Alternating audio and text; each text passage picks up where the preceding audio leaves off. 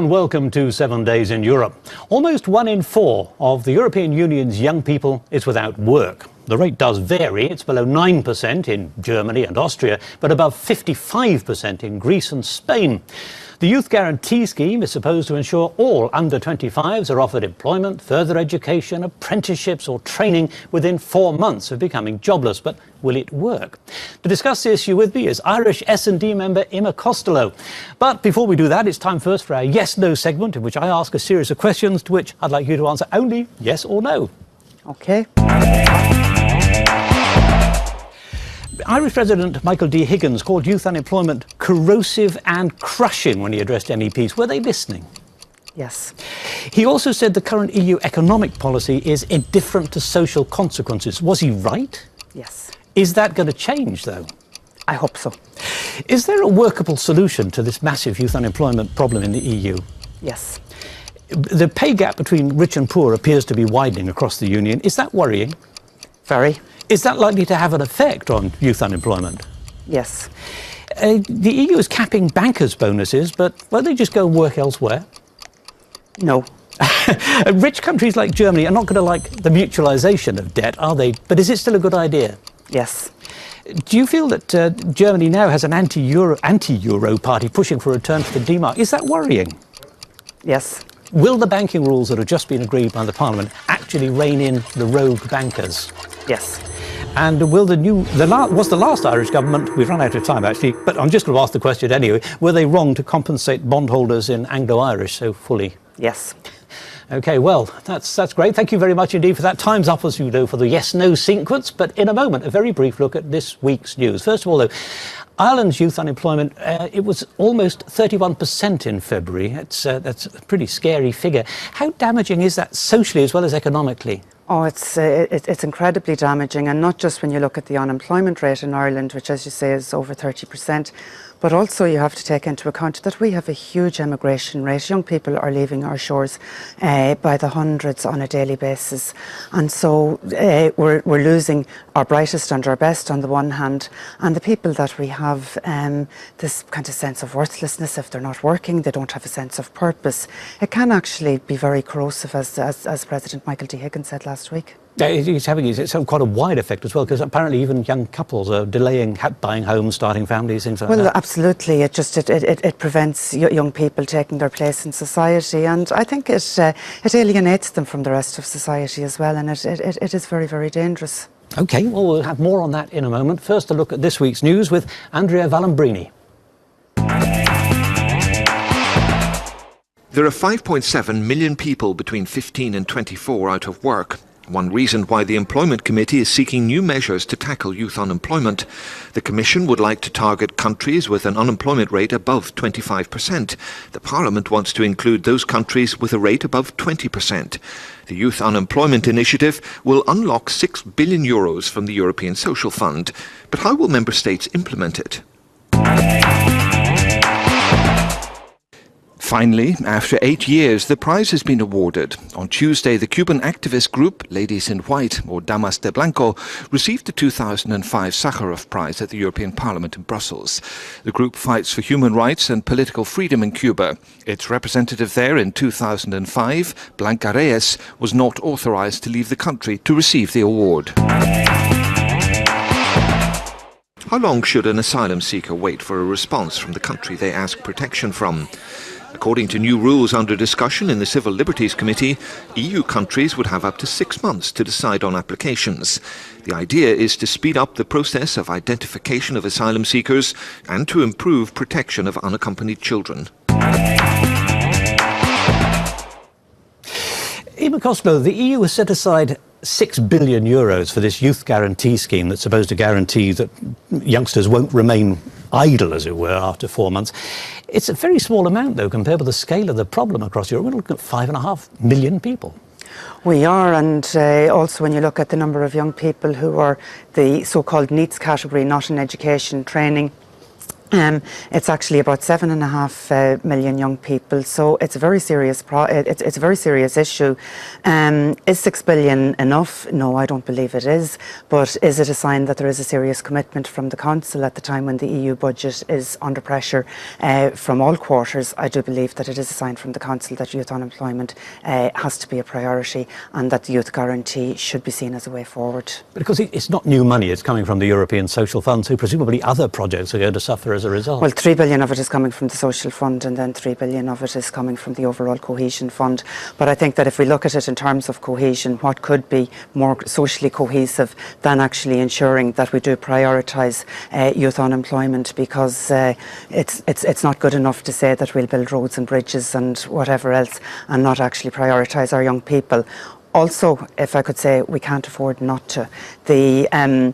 The Eurofund have actually estimated that the cost in lost income, lost taxes and social transfers of youth unemployment to the European Union is about 100 billion. So when you look at the actual cost of youth unemployment, it's clear that action is very much needed. No, I've spoken to young people who've been on maybe their second or third internship, still haven't got a job at the end of it. They're saying that this is basically the lost generation, the best educated bunch of unemployed people that Europe, or indeed the world, has ever seen. It's going to take more than €6 billion to absorb that, isn't it? Well, it is, but I think, as I said, the €6 billion is the sign of the EU's prioritising the Youth Guarantee and prioritising the issue of youth unemployment. And I think that there is a substantial amount of work can be done with the 6 billion to start off with. And I think that we do actually have to ensure that we target young people, and that we target it in areas of very high unemployment. Because remember that the idea behind the 6 billion as well is that it's targeted to countries or regions where their unemployment is over 25%. And indeed, the Employment Committee yesterday has actually recommended that it be to countries or regions where the unemployment rate is over 20%. Now, the Parliament has an own initiative report going through at the moment which suggests that small firms should be encouraged to take on more, entrepreneurs should be encouraged to take on more young people. But encouraging is one thing, but there's no money, is there? I mean, the EU doesn't have any spare cash that it can throw their way to create that. How could that work, do you think? Well, I think in the first instance we need to ensure that small businesses are the backbone of the European economy, and I know in Ireland certainly they make up well over 70% of our industry in Ireland. So small businesses really are the lifeblood of our economy, and in whatever ways that they can be encouraged to take on people. On the one hand, I know that the European Union is looking at innovative solutions to actually freeing up cash for small business, making sure that banks will lend, making sure that there are microfinance facilities available to small business. That's on the one hand, but also I think member states have an obligation to ensure that there is a facility and that there are encouragements and that there are incentives for small businesses to take on additional staff. Now, Ireland itself, obviously, you have a big problem with this 31% unemployment rate, just about. You have the Job Bridge scheme, which is an internship scheme. Apparently, from the take-up figures, mainly the people who've been taking young people in internships have been small companies of 50 employees or less, rather than the big companies with a couple of thousand. Is that a surprise? Why do you think it's happening? I think that it's partly the way the Department of Social Protection have been targeting the scheme as well. But I know that the Job Bridge programme is one of the more successful initiatives that we have in Ireland, and I would say that if you have a look at the figures that we have, almost 40% of the people who participate in Job Bridge are actually retained on completion in the company that where they have done their internship, and about another 18 to 20% of those who participate in Job Bridge find employment in other companies. So certainly Job Bridge has provided a very useful and a very valuable stepping stone to further employment. Well, like other internship schemes, it has come in for criticism within Ireland that this is a way for companies that have money to take on skilled people on the cheap, basically, young people who don't get paid. No, I don't think so. I think it actually provides young people with major opportunities. It provides them with the experience. It enables them to put that experience on their curriculum vitae. And remember, there's a very robust system within the Department of Social Protection as well, is that if a Job Bridge participant feels that there is exploitation of any way, and there have been incidences reported, and those Job Bridge schemes have actually been withdrawn on the basis of an investigation by Social Protection. So from that point of view, I think think that JobBridge is actually one of the best ways of guaranteeing that you won't have that kind of exploitation, because what we had before was a very informal system of internship and people asking could they do placements, whereas it's an official, it's a state-sponsored, it's monitored and it's regulated, and I think that is actually very good, and that actually does avoid the kind of exploitation that you talk about. Emma Costello, thank you very much indeed. I'm afraid we're going to have to leave it there, though. We have run out of time, though I'm sure it's a subject we'll revisit many, many times. Thank you very much indeed for taking part, and goodbye. Thank you.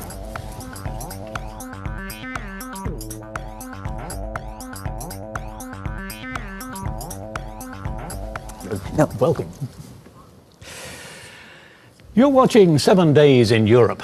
The days of gas guzzlers are drawing to a close, it seems. Today's cars are more fuel efficient, less polluting. But now MEPs are proposing to reduce carbon dioxide emissions to 95 grams per kilometre by 2020. They also want to make it harder for manufacturers of big thirsty cars to offset their CO2 output against the few low-emission vehicles they produce. To discuss that, my guest is Austrian Green Eva Lichtenberger. Welcome to the programme. But first we begin, as ever, with our yes-no sequence, in which I shall pose a series of questions to which I'd like you to answer just yes or no. People still like personal transport. They're not going to change, are they, at that? Slowly. Can the demand for personal transport be met with the need to cut emissions? Yes. Even electricity isn't clean, though, is it? It has to be generated somewhere, so there isn't really a very clean way. Can be in a part, if it's not coal. The Commission proposes allowing gigaliners, super trucks, to cross borders. Does that worry you? Yes, it worries me much. Huh? But they say fewer bigger trucks are better than lots of smaller ones. Is that not true? This is not true at all. Infrastructure fears in some countries. Member states get the right to decide, though. Isn't that enough? I don't think so. And are the public willing to pay for more, less powerful and less convenient cars? Difficult. There are almost 1 billion cars, apparently, on the world's roads. Is that too many? Yes. And 1.2 million people were killed in road accidents globally last year. Should cars be safer too? Cars should be safer and drivers should be safer. I agree with you that after nearly getting run down while I was walking into work this morning. Thank you very much indeed for taking part. We have a short report in a moment from Hugh Weinstock on electric cars. But first, Eva Lichtenberger, you come from the Tyrol region of Austria, where heavy commercial and holiday traffic does pose environmental problems. Yeah. How important is it for areas like that pollution from traffic is reduced? This is of utmost importance because tourists come to our region because to want to recover from city pollution. If it's polluted in our region too, why should they come then? We'll have more on that in just a moment. But now, Hugh Weinstock has been taking a ride in one of the new alternative means of transport. Oh. La voiture électrique peut-elle répondre à nos besoins de mobilité et de transport? Nous allons tenter de répondre à ces questions. Alors en route.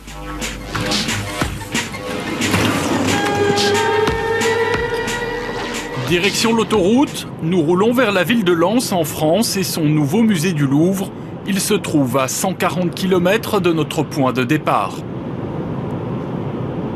The electric car is not usable for every use, but it's not only for cities. And I think you can also, distances from 300 kilometers are possible without any problem. Sans problème, pas si sûr. Nous sommes sortis de l'autoroute et maintenant ma jauge est quasi vide. En soi, ce n'est pas un problème, il suffit de se recharger sur une borne publique. Le problème, c'est qu'il n'y en a pas beaucoup, que ce soit sur le territoire belge ou ailleurs dans l'Union européenne. Et pour s'en rendre compte, il suffit de voir les chiffres. En 2011, par exemple, la Pologne en comptait 27, la Belgique 188 et l'Allemagne 1937. Un projet de directive européenne prévoit de décupler l'offre d'ici 2020. La Pologne en compterait 46 000, la Belgique 21 000, l'Allemagne 150 000. Mais toutes les autorités publiques ne sont pas prêtes à passer le cap dans l'immédiat. I think we are starting. We started with the car in 127 years ago. Here we are starting now again with electric cars, and I think we need time. Les enquêtes ont montré que la plupart des charges vont se faire à domicile. Plus de 90% des charges vont se faire à domicile. Et si je rajoute les charges sur le lieu de travail, je devrais arriver à 95%. Donc mettre les bornes sur la voie publique, c'est vraiment pour la phase suivante de développement du véhicule électrique. En charge lente, il faut 8 heures pour retrouver 100% des capacités des batteries d'une voiture, contre une trentaine de minutes en charge rapide. Nous reprenons la route. Il ne nous reste que 60 km à parcourir sur 140. Nous sommes enfin arrivés à destination. Derrière moi se trouve le musée du Louvre à Lens. Malheureusement pour nous, il est fermé depuis 1 heure. Au total, dans cette journée, nous avons passé plus de 5 heures à devoir recharger les piles de notre voiture électrique. Pour nous, la visite au musée sera pour une prochaine fois. Pour conclure, la voiture électrique est réellement taillée pour réaliser des trajets courts, que ce soit en ville ou à la campagne. Les utilisateurs devront privilégier une recharge à domicile ou au bureau, car le réseau de bornes de recharge accessible au public n'est qu'au début de son développement. So, Eva Lichtenberger, not the most successful of journeys for poor Hugh. He seemed to have had a bit of a frustrating time. Do you think that lowering the CO2 levels, as the MEPs would like to do, does that actually drive development? Because clearly more development is needed. Well, it depends always. If electric cars are driven by electricity coming from coal power plant, it doesn't really help the climate, that's clear. But if it is out of solar panels and so on, it can add to a switch in mobility behavior and then be of a positive side. I mean, I suppose these sorts of vehicles are ideal for delivering pizzas, perhaps, or doing local jobs. Even postal workers, apparently in France, are starting to use them. For short runs, they're quite a good idea. Up to now, that's the way it is, because we still have to do a lot of research in batteries, because the loading times are very long, and we still have problems also with the life cycle of a battery. And this has to be solved. Now, Hugh was saying, he was telling me yesterday, in fact, that the car that he was in, it cost 35,000 euros to buy. It was very plasticky inside, he said, like a very cheap car. And he couldn't even get from Brussels to Paris. So, and of course, if you put on the air conditioning or the heater or the radio, the range depletes further. It's not much of an incentive to buy, is it really, to switch? Well, it depends for which you use it. I mean, the future of mobility must be something like switching from one mode to the other. Going to Paris by train makes more sense. Moving within the city for doing the shopping, maybe with an electric car. And if you have a weekend travel, you will use kind of car sharing for a bigger car. Things like that. What we have to do in mobility, we have to offer choices, and we have to have the whole range of mobility patterns change. Because if not, an electric car will not be a solution at all. Now, something like 2 years ago, the British government offered £5,000, that's about, what, 5,900 euros, as a subsidy to boost the sales of electric cars. But in fact, in that period, only 3,600 have been sold out of 2 million car sales. So it isn't working. This is an experience that's not only seen in Britain but all over. We have interesting models in certain regions where they, for example, go also for local transport and so on. But mobility policy must be more than going to electric cars. This is not the future at all. We have to give the choice and to diversify according to the mobility need. That's the most decisive issue. For long distances, it should be kind of train, maybe buses if trains are not possible. For short distances, best choice is the bike, if it's not Brussels weather. Yeah? But walking is also an alternative. So what we have to develop is a new view on this whole mobility patterns. And one of the problems is still unsolved for people that have an electric car. If you live in a big apartment somewhere in a city, you can't simply use the electricity of your apartment there. it's easy if you're living somewhere in a house out in the greens. But there we have still legal problems of property and how to manage the whole issue. So there are lots of ideas on that, but the realization is not yet done. Very, very briefly, because we are running fast out of time, Yeah. the Commission is saying that it's going to tell the Member States they have to provide more infrastructure, more recharging Yes. points, hydrogen gas points and so on. Absolutely. Do you think that is the way forward? Just in a word? It is one possibility to foster electric cars, but it will not solve the problem of future mobility. Okay. Eva Lichtenberger, I'm afraid we're going to have to leave it there. We've run out of time. Thank you very much indeed for taking Thank part. you. It does look as if the internal combustion engine in one form or another is going to be with us for a little while yet, I feel. Thanks very much indeed. We'll see if the problems can be solved in the future. Thank you for watching and goodbye.